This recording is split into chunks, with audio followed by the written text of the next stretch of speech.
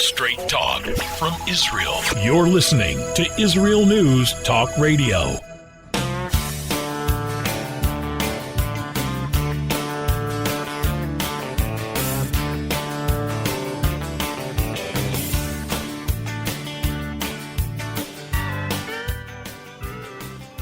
Welcome to Returning Home. I'm your host, Natalie Sapinski, and I'm speaking to you from my home in Susia in the southern Hebron Hills. It is a rainy day. Today is our first rain, real rain in Israel. So really it's like the beginning of winter. I love it. We all love it. And it's cold and it's foggy and it's, to me it feels like a rainy, overcast day at the beach off season. Okay, I love it. But some people start to get because it's, wet and cold. And in Israel, as some of you may know, if you've ever been here during the winter, it's, there's never, there's no real internal, central heat. So you feel the cold. You feel the cold right down to your bones. But you layer up and you manage, I love it. We have two very interesting guests today. I'm just going to tell you quickly about them.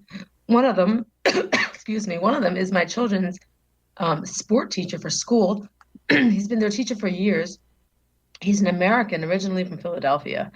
And all I know is his name is Al. I've heard about this guy for years. I met him a few times. He teaches them baseball, and he, really brings real bats and real balls and real gloves. And he speaks, a mix of English and Hebrew, and the kids love him. So I've asked him to come on. He lives in Arad, which is a southern town, close to the Dead Sea, very clean. It's a very small population, very small town. Our second guest is another totally different type of person. He's an Israeli who lives in America. His name is Eli Ben-Ami, and he runs the Dolphin Express shipping company. And it's funny, I spoke to him at length, and he was here, and he was in the army before the 6-Day War, and met his wife here way back when. And he's lived in America for like 30 years, and he doesn't have any children. He's in his 70s, and it's so, unusual, and I think strange. Why is he there? I said, when are you coming home? And he said, I'm probably not coming back. I've been here a long time. So those are our guests for today. I'm losing my voice. Oh my goodness. I think we will be back shortly. Stick around with us. We will be back, and I'm going to get some water.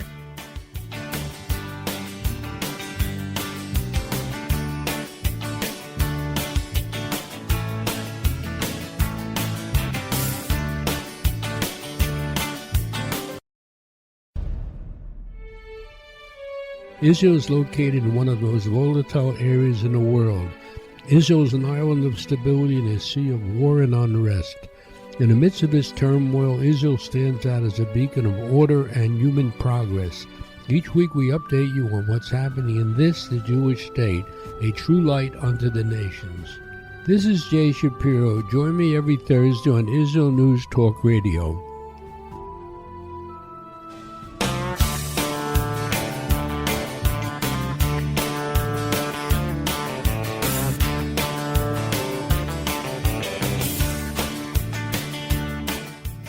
Welcome back to Returning Home. I have cleared my throat. I hope you can all hear me. This is Natalie, and we are welcoming our first guest, Al Tannenbaum from Arad. Al, are you there?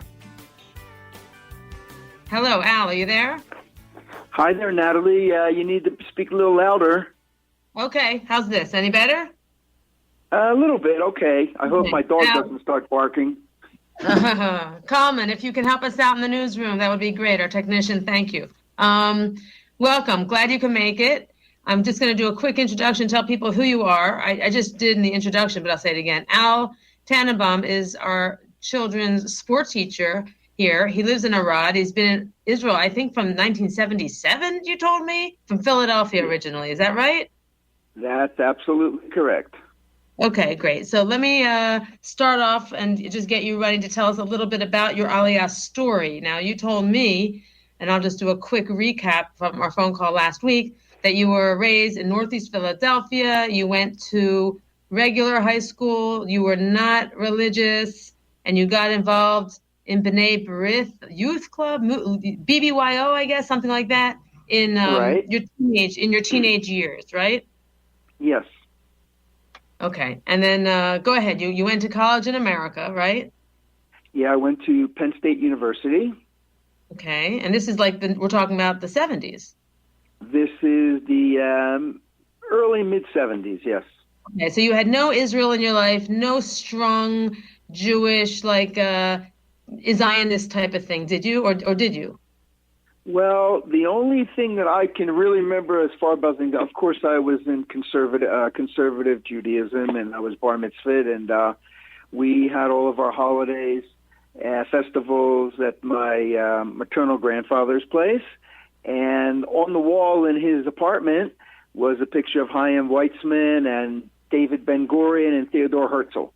And Really? I only remembered that probably after I had already made aliyah to Israel, but it must have made an impression upon me.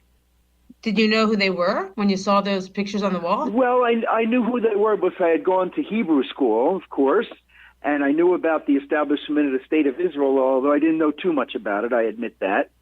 But I will say that it must have been in my genes to be here in Israel because apparently when we did some history of the family, my maternal grandfather in the year 1912, 1913 had escaped from the Russian army and somehow made his way to Palestine. And he lived for a little bit of time in Jaffa. And eventually he decided it wasn't for him. And he made his way across North America, Spain, and then took the ship over to Ellis Island and became an American citizen. Okay, then, so yeah, you had the organized spirit. himself and called for his bride to come join him in America. Okay, so I like part of what you said, but I want to jump in. You said it must be in your genes to be in Israel. I think it's in every Jew's genes to be in Israel. And all of you who are listening today and aren't here yet, please listen to Al, listen to me, do not wait, start packing. Israel is a great place to live, and we're waiting for you. There's just no reason anymore not to be here. So excuse me for that. Al, go on with your story. You went that's to... fine, and I happen to agree with you 100%. Yeah. You're a teenager, you're in Philadelphia, you grew up with these pictures on your wall, but didn't really realize that you were going to end up in Israel. Those pictures didn't have a direct effect. What did have a direct effect on you? Well, I think the fact that, like I said, in my older teenage years, I joined a B'nai B'rith youth organization and made a lot of strictly Jewish friends and interacted with only Jewish women, basically, in the social part of the program, and played sports with other Jewish guys, and that stayed with me. It really stayed with me. And then when I went off to university, of course, I had Jewish friends there, but I was kind of like a token because I got involved with the HPR, Health, Physical Education, Recreation Department, and there weren't many Jewish people in there, but I didn't mind. I didn't mind because I knew that was going to be my goal in life somehow. And got real involved, went off to main campus in State College, Pennsylvania, and the same thing happened, but actually when... What do you mean the same thing happened? Well, because I got involved, I still had my Jewish friends who had come up from Philadelphia, who were also in State College there. But when I got involved in my major, which was community recreation, my advisor was a guy named Mac Garrett, and Mac Garrett had played for America in the Maccabiah games way back then, and he was a fencer, and apparently he was a very good fencer, world-class fencer, and for some reason we had a connection, although I wasn't a very good student, and near the end of my college career, actually, I saw something which could enable me to go study recreation in the British Isles in Edinburgh in Scotland, so I went over there, and while I was there, I was part of a program. I had a nice job as a counselor between the students and the administration, kind of like an RA in the dorms with 50 university students. And when we finished, I had a chance another 6 months before my ticket back to America was going to happen. I said, well, you're Jewish, go to Israel. And it was May, and I came to Israel. and it was the beginning of the summer almost. And I wound up on a kibbutz down in the very south of Israel, a place called Yotvata, and near Eilat. And I fell in love with the place, and I, being a nice little Jewish guy from Philadelphia, all of a sudden I became a kibbutznik, like a farm worker, and my body changed and my attitude changed, and I actually bought into the idea at the time, which, the Communist Manifesto, from each according to abilities to each according to their needs. All right. And I thought that was going to be my way in life. Okay, Al, slow down. Wait, I just want to back up because you said something and I don't know what it means. You said your attitude changed and your body changed. Well, I became very physical when you're out working outside all the time, from 5 in the morning until 3 in the afternoon, and you're down there Al, in the heat. You were an athlete anyway. Well, right? I was a pseudo-athlete. I wasn't really an athlete. I just participated in sports. There's a difference. Uh-huh. So you became like a super hard-muscled farm worker and super tan. No, I wouldn't call myself hard-muscled, but I became physically fit. Let's say that. Okay. So and I felt very good about myself. And when that time ended, I came back to America. I reapplied to get back into university to finish my last semester. And I actually went back to work doing an internship with B'nai B'rith Youth Organization as a program director. And unfortunately, at the very end of that semester, my senior year, my father passed away suddenly. And over the Shiva, I received a phone call from a man who worked with the Jewish Agency and said, well, we know about you. We know you've been to Israel. How would you like to go back to Israel, lead a group of high school students and be their counselor? And 6-week program, and afterwards you can stay on in Israel for a year and we'll pay you some money. And I said, I'm in.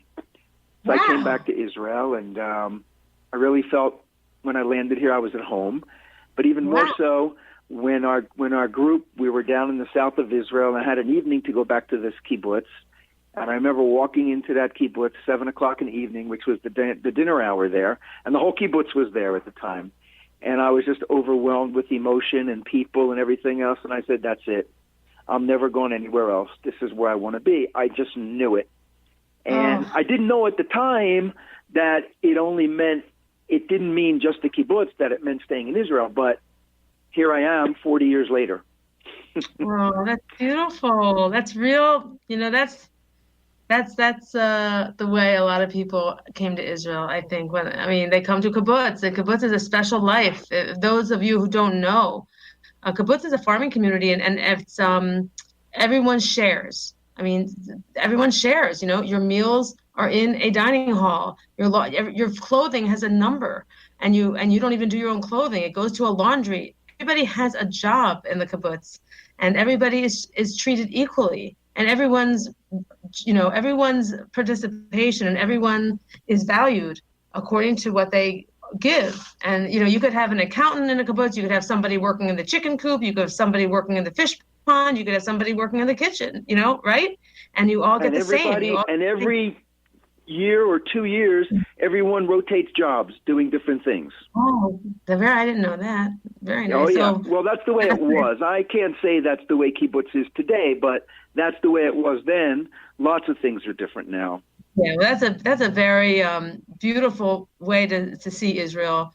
There are some kibbutzes still today. There are some.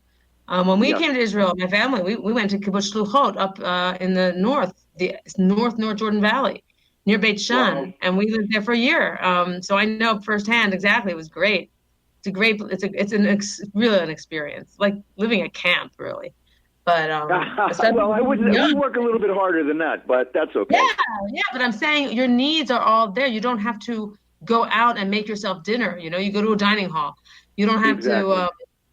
Exactly. You work hard, but you do enjoy certain benefits.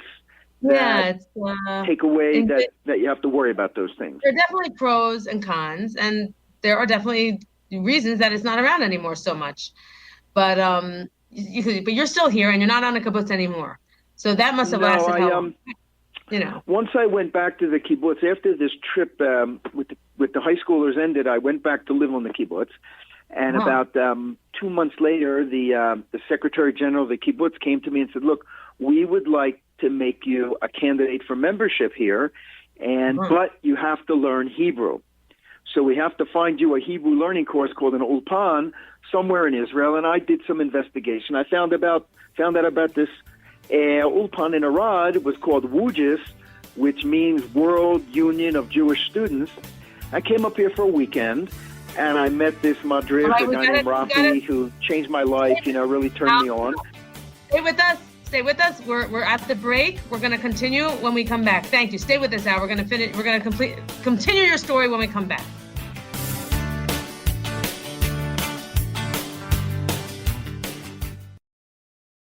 The Tamar Yona Show. Tamar? She's sassy. She's smart. She's funny. But she's also a real Jewish mother. Hi, everybody. I'm Tamar Yona. And yes, I can be all of those things. But at Israel News Talk Radio, I'm here to bring you the news stories and guests that you may not hear anywhere else. Join me live on air Sundays, Mondays, and Tuesdays for the most unique and bold talk radio in Israel. The Tamar Yona Show. Psalm 23, the Lord is my shepherd, I shall not want. Did you know this psalm and many others were composed by a Jewish shepherd and musician who later became a king? Would you like to know some of the inner meanings of psalms to help you connect with God and strengthen your soul? An exciting and easy-to-read book is now available which will help you do just that. Software for the Soul, Psalms for Everyone, available on Kindle, Audible, and Amazon.com. Software for the Soul.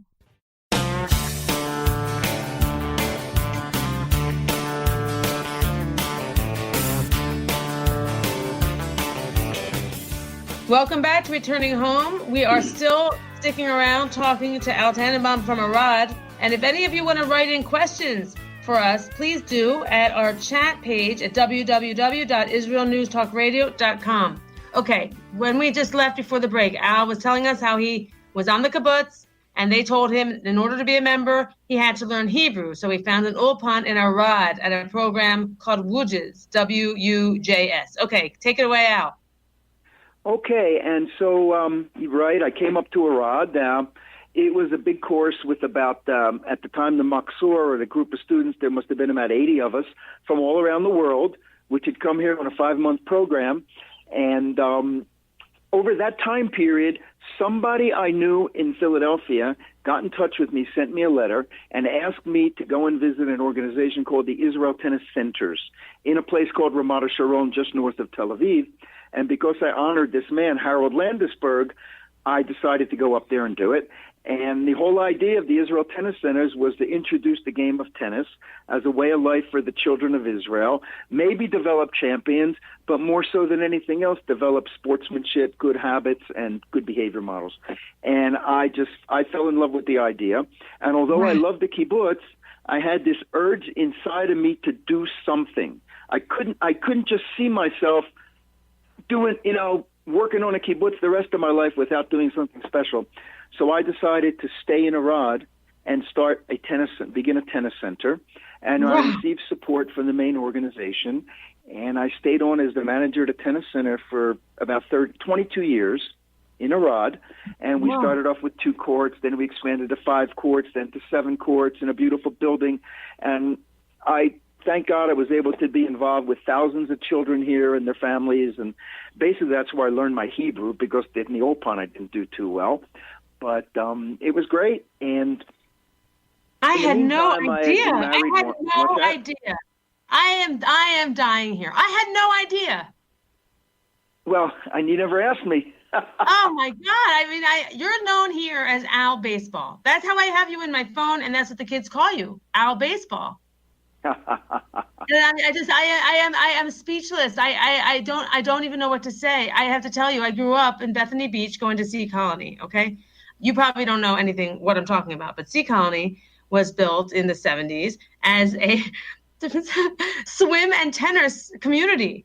And I was raised to play tennis. And there's no tennis here. Look at that. Yeah, I mean, there's no tennis. That's why your children are so talented, athletically. This is just, I had no idea. I am dying. Eileen, if you're listening, my best friend in Israel has her kid. She just left. She lives in Malo. Her kid is a tennis player. She just left 2 weeks ago, and she's in Boca playing tennis with this kid, with her son. Oh my, I'm just dying. I hope she's listening. This is so exciting. Okay, Al, go on. Well, in any case, let me tell you, the Israel Tennis Centers has 14 centers now all around the country, and the closest one to Malot is in Kiryat Shmona, but there's another one in Akko, a little bit to the west of Malot, and hopefully he's been able to enjoy himself on the courts in either of those two centers. But wow. Here in Arad, I left after 22 years.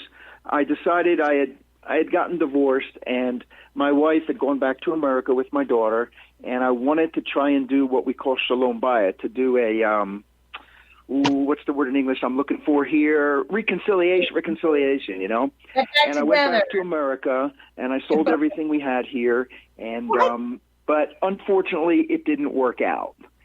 And I came back to Israel, and I started to figure out, okay, what are you going to do now? You can't go back to work at the tennis center right away because there's another manager, there's other coaches. So maybe I love baseball, I love kids, people know who I am. Let's start doing some baseball or softball, more to the point. And I started doing that. And then I got involved with the organization Karen Karev, which is an endowment fund which gives children enrichment programs to their school, the regular school, the school curriculums. And so I got involved doing that. And in the year 2012, I think it was, someone from Yatir, which is a community up in the Hebron Hills above Arad, her name was Sonia. I hope she's still there. She contacted me and asked me if maybe I would like to come and do my magic at the school in Susia. It's a regional school. And I said yes. And I drove up the hill the first day, and I was a little bit uncertain because I had never really crossed over there. And I'm still there 8 years later, and I love it. And there's nothing better than it, because the children in the communities in the Hebron Hills, they are the type of kids I grew up with. They love being outside. They love being active. They're not tied in to looking at their computer or the TV all day. They want to do things. They want the action, and for me, it ties in really well. And that's how I got to Susia, and I'm still there. Amazing. I am just floored. I am dying. So you are so talented. I didn't know you were a tennis guy. I had no idea, because they do have a tennis teacher here, and he's a Russian guy, Boris. It's not you. Oh, yeah, Boris. Well, let me tell you something. Boris, when I actually went back to manage the tennis center in 2011, after like 7, 8 years, 10 years, and Boris was one of the coaches, and I'm still very good friends with Boris. And the reason Boris is up in Susia coaching is because I brought him up there with me because I wanted him to have a job. That was great. So you could fill in for Boris if he can't come. Like you could also do tennis. You could. I can do both. Although my knees, after 30 plus years of tennis, aren't really in the same shape they used to be. But you can show the kids how to hold a racket, how to do follow through. Oh, sure. I can still stand there by the hopper, and drill them and bust their guts and everything all over the courts. But don't ask me to play. Amazing. Let me just tell our audience here. Now, this man is, first of all, incredible story. Okay, I love a story like this because you took, you took this adventurous spirit you had, and you just followed it, and I love it. When you come to Israel, you can do anything here. You can be whoever you want to be. There's just so much opportunity. I mean, Al built a tennis center in Arad. It's amazing. I didn't build it on my own. I just created it and.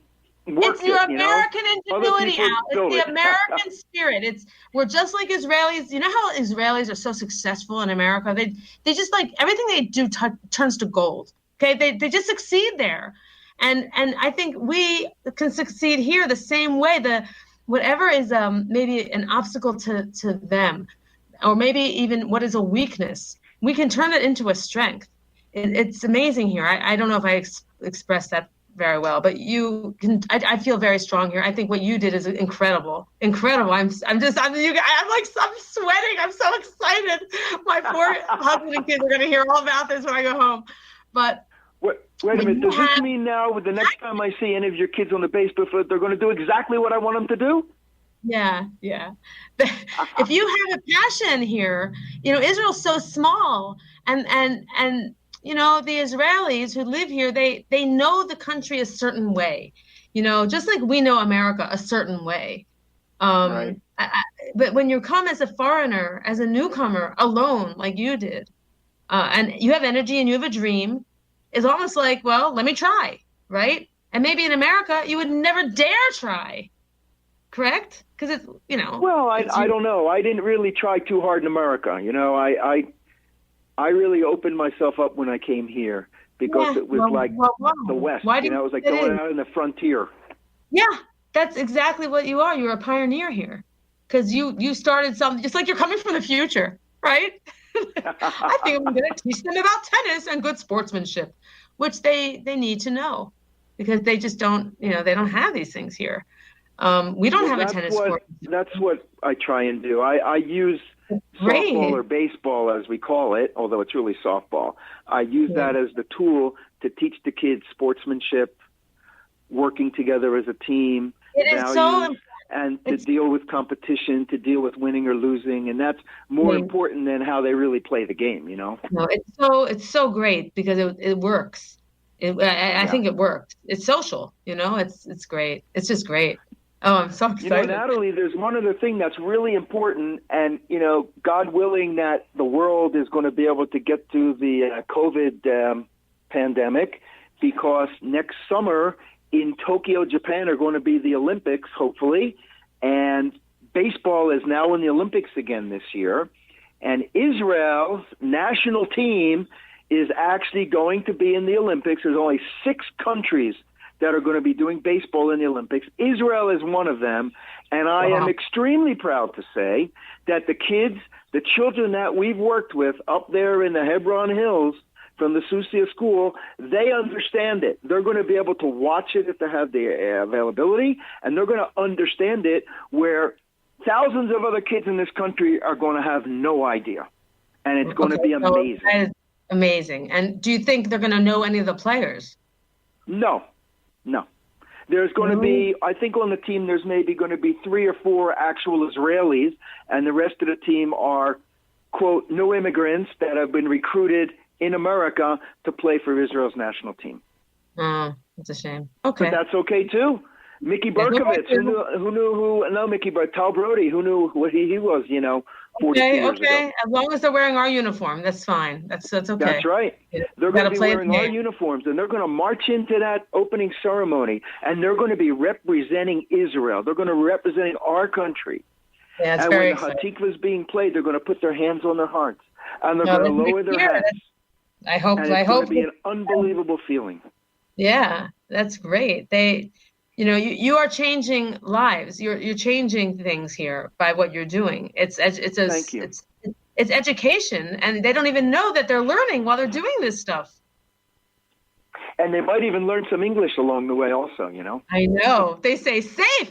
Safe. I love it. I am dying. We are down to 30 seconds. I want to thank you so much for joining us now. 15 seconds. My goodness. You have been a delight. Thank you so much. Thank you for enabling me to express my feelings. And you've made my day. You've got me out of a bad mood. I've been all day here, so I thank you very much. So glad. Thank you so much, Al. Everyone, stick around. Tell your kids I'll see them next week. I will. Okay, bye-bye. In a time where feelings have become fact, where rational thought and common sense has disappeared, one man stands above it all. I'm Howie Sobiker, your political hitman. Political Hitman airs every Tuesday at 11:59 p.m. North American time, 7 a.m. Israeli time, only on Israel News Talk Radio. Are you interested in transforming your life, drawing closer to the Creator, and uncovering the deeper meanings and hidden treasures in the Hebrew Bible? Then join me, Rav Yitzhak Michelson, and me, William Hall, on the Science of Kabbalah, where we are seeking to narrow the gap between what we understand of our physical and spiritual worlds. So make sure to tune in every Tuesday at 5 p.m. Israel time, 10 a.m. Eastern Standard Time, here on Israel News Talk Radio.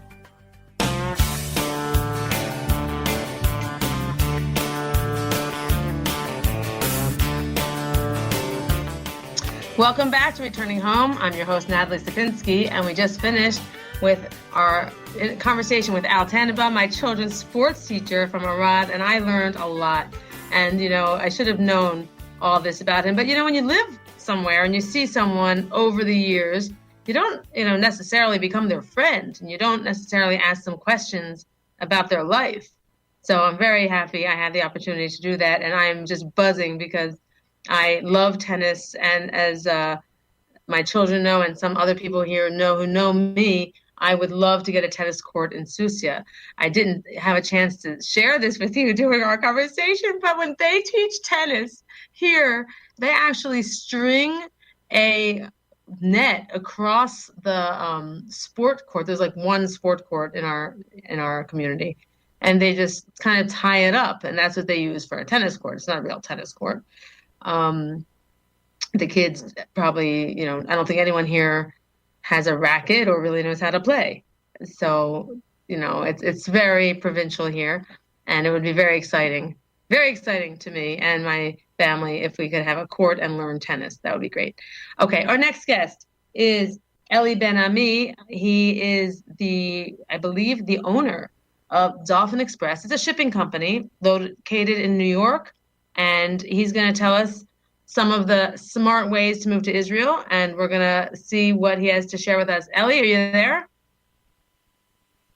Yeah, are you there? I'm here, but let me correct me. I'm not the owner of the Dolphin Express. I'm in charge of, logistics and sales. That's it. Okay. Sorry about that. Fine, you're in charge. So since you're in charge, first of all, thank you for joining us, Eli. Great to have you here. You're welcome. People are very interested these days, ever since really the coronavirus, and maybe even because of the upcoming elections. There's been an uptick in aliyah. I'm sure you see it on your end. We see it on our end. And there are a lot of shipping companies out there. There are. And a friend of mine recommended I talk to you. I think they used you. And people have a lot of questions, and I see these same questions over and over. So I'm just going to give them to you, and I want to hear what you have to say. Okay? One, first of all, where do you service? Can you help somebody in California with their container moving to Israel, or do you only service the East Coast? No, we are doing it nationwide. As a matter of fact, we are the official shipper of the Jewish agency. So all the emissaries who are ending their mission throughout the United States, California, Washington, Texas, Florida, you name it, we are in charge of getting them from any of those states back to Israel. So we are, nationwide, not only from the East Coast. Okay, so at the end of our talk, I'm going to want your details so I can tell everyone what they are. I actually have only your cell phone number. Okay, so that was one thing. Another thing is, what if people have a question about furniture? They say the Israeli apartments are small and, their furniture won't fit. And then you hear the opposite. People say, no, if you have good furniture, you should bring it. Now, tell me what your experience is and what you advise people, because this question comes up over and over. Well, furniture in Israel, is or are very expensive. I mean, we just had, a reminder of that, 2 weeks ago, that client, called us regarding furniture pieces of furniture that did not arrive, and they wanted to purchase it over there compared to what they could have gotten over here. And they are at least twice as expensive in Israel as over here. So any piece of furniture over here that we attend to, if it's a standard bed or a standard table, we are disassembling it, and then our Israeli company, the delivery people, reassembling it. That's as far as beds and tables are concerned. So we are taking good care of them here as well as there. Okay, I'm not asking if you can do it. I'm asking what do you advise? Do you think? I mean, People should bring their big, heavy there furniture. again. I mean, it depends. It depends. I mean, what is the size of people's apartment or houses, in Israel, and whether it's indeed, the furniture which we ship from here. I mean, the large furniture, beds, are mostly disassembled over here. So. There is no issue for them being reassembled over there and getting through the door over there. The question is, people should get an idea about the size of their rooms, or living rooms, and take it into consideration and letting us know about it in advance. I mean, whether it's too small or I mean, we have no control of the size of the room in Israel. I know you don't. I know. I'm just asking. I know you don't. Sorry? I know you're only dealing facts, and I guess what I can say from your answer and to everyone listening, because with this question is just coming up all the time, is get as much information as you can about the place you're going to live in, and then you'll have to make a decision based on what your furniture is. But I mean, I'll just tell you here, because I'm here and the furniture here is horrible. It's not good. The furniture quality in Israel is just not that great. And it's just much, much better in America. But, let's put it this way. I mean, I would say that when it comes to furniture, on our end at least, from clients that we've been dealing with during the course of the year, I would say that 95% are taking the furniture that they have over here or purchasing new furniture that are arriving directly to our location, and they are arriving already disassembled in the manufacturer. I mean, packing. So we don't have. I mean, to disassemble them. They are coming disassembled as is. 95% of our clients are bringing furniture from here to Israel. Okay. So that's you heard it here. All right. What are some mistakes that people make that you can share with us and share with our listeners? What kind of mistakes? Generally they are relying on our expertise. I mean, the way that it works is that generally in our area, in the tri-state area, before the COVID-19. I would go to most of the residents. I mean, to review myself what shippers are planning to ship, and we'll discuss it with them while I'm there. Nowadays, I mean, since the COVID-19, landed upon us, unfortunately, everything is done remotely. Meaning, clients or prospective shippers are submitting over either, a bunch of photos of each and every item that they are planning to ship, and I review each photo separately, or a walkthrough video, and that's how it goes. And we discuss accordingly. What the best options that they would have. So, do you have a general? I guess not. I mean, when I asked you a general question, what are some mistakes people make? I was thinking you would have an answer, like people bring too much, or people are sloppy and they say they don't take things apart. I mean, in general, if you're talking to someone who's calling around for different shippers, because people compare. What In general, as follows. I mean, you speak to a client, you get an idea. I mean, what they're aiming for. What as you said, among other things. I mean, the size of their apartment, and you get an idea about the volume that they are planning to ship. And you see whether it will fit into their apartment, easily without any kind of aggravation or and we discuss it accordingly. And each client is. I understand. Sorry. Forget it. It's a dumb question. Let me ask you something else. We're down to 3 minutes. That didn't really answer my question. That's fine. What do people do if they only have a few things to ship? Is there something like they can share a container? They can purchase like a part of a container for a small amount of money? What if people just want to bring their their wedding dishes, for instance. Right.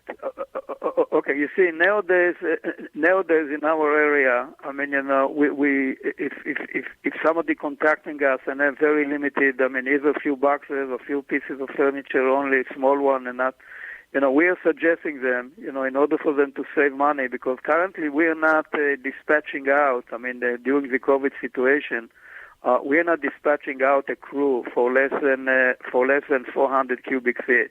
Okay. So if they have only a few boxes and or small pieces of furniture, we suggest them to see to it that those items will arrive directly to our warehouse, and from here, I mean, we have a much smaller volume that we would ship for them, and in a significant lower cost. Wait, I don't understand. Are you telling me you're telling people to come to your warehouse? People, it's either they're coming or they're delivering it to us. Okay, Wow. If it's a very small, if you have like 10 boxes. Okay, that's what I want to know. If people do have a small shipment, they can do a small shipment. They can give you a few boxes. That is an option. This comes up a lot. Sure, it is an option, but for their benefit, there is no reason for us, to dispatch a crew, which the cost is entirely different than those items. I mean, arriving to our location, and we just put it inside. I mean, the shared container and ship it for them. We're out of time, Ellie. We're out of time. Thank you for joining us. That's Eli Ben-Ami from Dolphin Express. This is Jake. Where can you get the inside news on Israel? At Israel News Talk Radio, we're dedicated to sharing Israel's inside story with the world by providing our listeners with news on Israeli politics, current affairs, and Israeli Jewish culture. The Israel News Talk Radio homepage also provides you, the listener, with useful information at your fingertips, with scrolling news headlines, weather, currency exchange, Shabbat candlelighting times, and so much more. Our radio programming is always accessible and on demand. We operate absolutely free of charge for everyone, everywhere. If you love what we do, partner with us now by becoming an Israel News Talk Radio supporter. With your support, you'll be inscribed on our Israel News Talk Radio Wall of Fame. There's nothing like us in the world. Be part of something great. Israel News Talk Radio. Straight talk from Israel. Howdy, this is Rita from League City, Texas, now living in Israel. And though my heart may have belonged to Texas, it now belongs to Israel and all the fantastic show hosts at Israel News Talk Radio. Hi, this is Michael Solomon from Kiryat Arba, Israel. And why do I love listening to Israel News Talk Radio? Because I love listening to the interesting interviews they do and their news reporting that most other media sources don't cover. Hey, this is Nicoleko from Malmö, Sweden. It gets pretty cold here in Sweden, so I love cuddling up with a warm cup of tea while I listen to Israel News Talk Radio. Hey everybody, this is Frank Morris from Tennessee. Me and my dog Buster really love listening to Israel News Talk Radio. You're listening to Israel News Talk Radio.